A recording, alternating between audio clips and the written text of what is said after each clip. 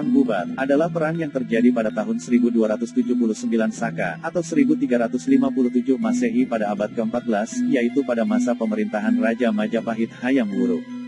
Perang terjadi akibat perselisihan antara Mahapatih Gajah Mada dari Majapahit dengan Prabu Maharaja Linggabuana dari Kerajaan Sunda di Pesanggerahan Bubat yang mengakibatkan tewasnya seluruh rombongan Sunda. Sumber-sumber rujukan tertua mengenai adanya perang ini terutama adalah Serat Pararaton serta Kidung Sunda dan Kidung Sundayana yang berasal dari Bali. Peristiwa Perang Bubat diawali dari niat Prabu Hayam Wuruk yang ingin memperistri Putri Dyah Pitaloka Citra Resmi dari negeri Sunda. Konon, ketertarikan Hayam Wuruk terhadap putri tersebut karena beredarnya sebuah lukisan sang putri di Majapahit, yang dilukis secara diam-diam oleh seorang seniman pada masa itu, bernama Sungging Prabangkara. Menurut catatan sejarah Pajajaran oleh Saleh Danasasmita, serta naskah Perang Bubat oleh Yosef Iskandar, niat pernikahan itu adalah untuk mempererat tali persaudaraan yang telah lama putus antara Majapahit dan Sunda. Raden Wijaya yang menjadi pendiri kerajaan Majapahit dianggap keturunan Sunda dari Dyah Lembutal, dan suaminya yaitu Rakeyan Jayadharma, Raja Kerajaan Sunda. Hal ini juga tercatat dalam Pustaka Rajia-Rajia Ibumi Nusantara Parwa II Sarga III.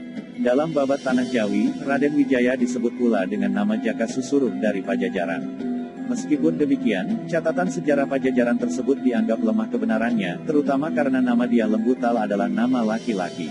Alasan umum yang dapat diterima adalah, Hayam Wuruk memang berniat memperistri Dyah Pitaloka dengan didorong alasan politik, yaitu untuk mengikat persekutuan dengan negeri Sunda.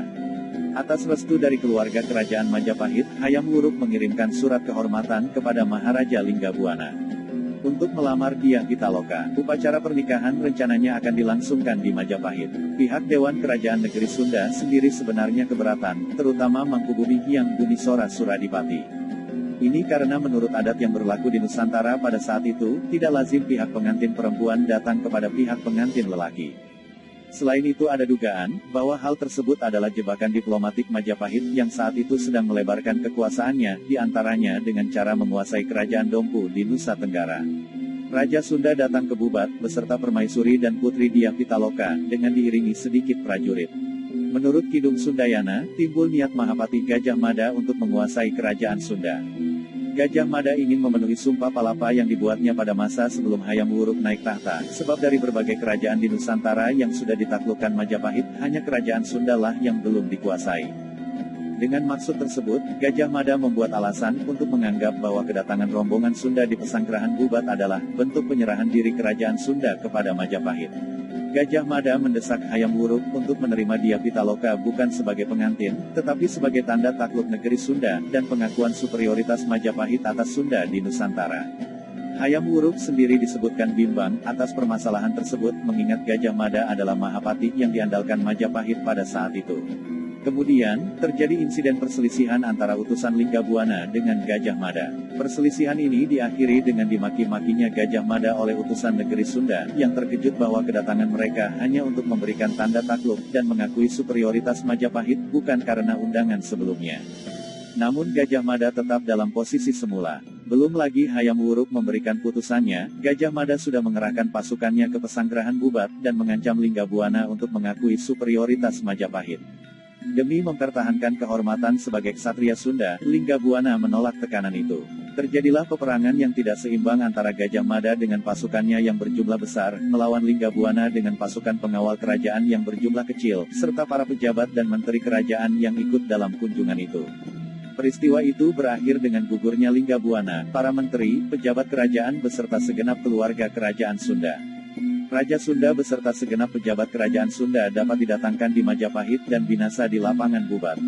Tradisi menyebutkan, sang putri Dyah Pitaloka dengan hati berduka melakukan bela pati, bunuh diri untuk membela kehormatan bangsa dan negaranya. Tindakan ini mungkin diikuti oleh segenap perempuan-perempuan Sunda yang masih tersisa, baik bangsawan ataupun abdi.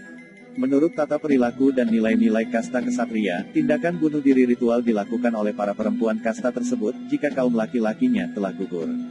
Perbuatan itu diharapkan dapat membela harga diri, sekaligus untuk melindungi kesucian mereka, yaitu menghadapi kemungkinan dipermalukan karena pemerkosaan, penganiayaan, atau diperbudak. Tradisi menyebutkan bahwa Hayam Wuruk meratapi kematian Dyah Pitaloka.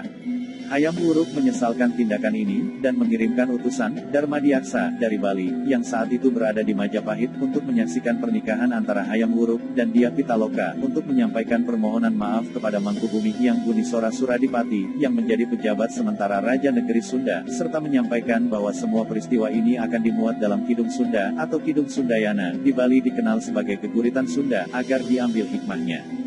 Raja Hayam Wuruk kemudian menikahi sepupunya sendiri, Paduka Sori. Akibat peristiwa bubat ini, dikatakan dalam catatan tersebut, bahwa hubungan Hayam Wuruk dengan Gajah Mada menjadi renggang. Gajah Mada sendiri menghadapi tentangan, kecurigaan, dan kecaman dari pihak pejabat, dan bangsawan Majapahit, karena tindakannya dianggap ceroboh dan gegabah. Ia dianggap terlalu berani, dan lancang dengan tidak mengindahkan keinginan dan perasaan sang mahkota, Raja Hayam Wuruk sendiri. Peristiwa yang penuh kemalangan ini pun menandai mulai turunnya karir Gajah Mada, karena kemudian Hayam Wuruk menganugerahinya tanah perdikan, di Madakaripura, kini Probolinggo. Meskipun tindakan ini tampak sebagai penganugerahan, tindakan ini dapat ditafsirkan sebagai anjuran halus, agar Gajah Mada mulai mempertimbangkan untuk pensiun, karena tanah ini letaknya jauh dari ibu kota Majapahit, sehingga Gajah Mada mulai mengundurkan diri dari politik kenegaraan Istana Majapahit. Meskipun demikian, menurut Negara Kertagama, Gajah Mada masih disebutkan nama dan jabatannya, sehingga ditafsirkan Gajah Mada sendiri tetap menjabat Mahapati sampai akhir hayatnya, pada tahun 1364. Kejadian tragedi ini merusak hubungan kenegaraan antar kedua negara, dan terus berlangsung hingga bertahun-tahun kemudian. Hubungan Sunda Majapahit tidak pernah pulih seperti sedia kala. Pangeran Niskalawastu Kancana, adik Putri Pitaloka, yang tetap tinggal di Istana Kawali, dan tidak ikut ke Majapahit mengiringi keluarganya karena saat itu masih terlalu kecil. Menjadi satu-satunya keturunan raja yang masih hidup, dan kemudian akan naik tahta menjadi Prabu Niskalawastu Kancana. Kebijakannya antara lain, memutuskan hubungan diplomatik dengan Majapahit, dan menerapkan isolasi terbatas dalam hubungan kenegaraan antar kedua kerajaan. Akibat peristiwa ini pula, di kalangan kerabat negeri Sunda, diberlakukan peraturan larangan estri di luaran, yang isinya diantaranya tidak boleh menikah dari luar lingkungan kerabat Sunda, atau sebagian lagi mengatakan tidak boleh menikah dengan pihak Majapahit. Peraturan ini kemudian ditafsirkan lebih luas, sebagai larangan bagi orang Sunda untuk menikahi orang Jawa. Tindakan keberanian, dan keperwiraan Raja Sunda, dan Putri Dia Pitaloka, untuk melakukan tindakan bela pati dihormati, dan dimuliakan oleh rakyat Sunda, dan dianggap sebagai teladan. Raja Linggabuana dijuluki Prabu Wangi, dalam bahasa Sunda yaitu, Raja yang harum namanya, karena kepahlawanannya membela harga diri negaranya. Kemudian keturunannya, Raja-Raja Sunda kemudian dijuluki Siliwangi, yang berasal dari kata, Siliwangi, yang berarti pengganti, pewaris atau penerus Prabu Wangi. Beberapa reaksi tersebut mencerminkan kekecewaan, dan kemarahan masyarakat Sunda kepada Majapahit, sebuah sentimen, yang kemudian berkembang menjadi semacam rasa persaingan, dan permusuhan antara suku Sunda, dan Jawa. Yang dalam beberapa hal, masih tersisa hingga kini. Antara lain, tidak seperti kota-kota lain di Indonesia, di kota Bandung, ibu kota Jawa Barat, sekaligus pusat budaya Sunda, tidak ditemukan jalan bernama Gajah Mada, atau Majapahit. Meskipun Gajah Mada dianggap sebagai tokoh pahlawan nasional Indonesia, kebanyakan rakyat Sunda menganggapnya tidak pantas akibat tindakannya yang dianggap tidak terpuji dalam tragedi ini. Hal yang menarik antara lain, meskipun Bali seringkali dianggap sebagai pewaris kebudayaan Majapahit, masyarakat Bali sepertinya cenderung berpihak kepada kerajaan Sunda dalam hal ini, seperti terbukti dalam naskah Bali Kidung Sunda. Penghormatan, dan kekaguman pihak Bali, atas tindakan keluarga kerajaan Sunda, yang dengan gagah berani menghadapi kematian, sangat mungkin karena kesesuaiannya dengan ajaran Hindu, mengenai tata perilaku dan nilai-nilai kehormatan kasta kesatria, bahwa kematian yang utama, dan sempurna bagi seorang kesatria adalah di ujung pedang di tengah medan laga. Nilai-nilai kepahlawanan, dan keberanian ini, mendapatkan sandingannya dalam kebudayaan Bali, yakni tradisi puputan, pertempuran hingga mati yang dilakukan kaum prianya, disusul ritual bunuh diri yang dilakukan kaum wanitanya. Mereka memilih mati mulia daripada menyerah, tetap hidup, tetapi menanggung malu, kehinaan dan kekalahan. Itulah sejarah tentang awal mula terjadinya Perang Bubat. Jangan lupa untuk selalu nantikan pembahasan di video berikutnya.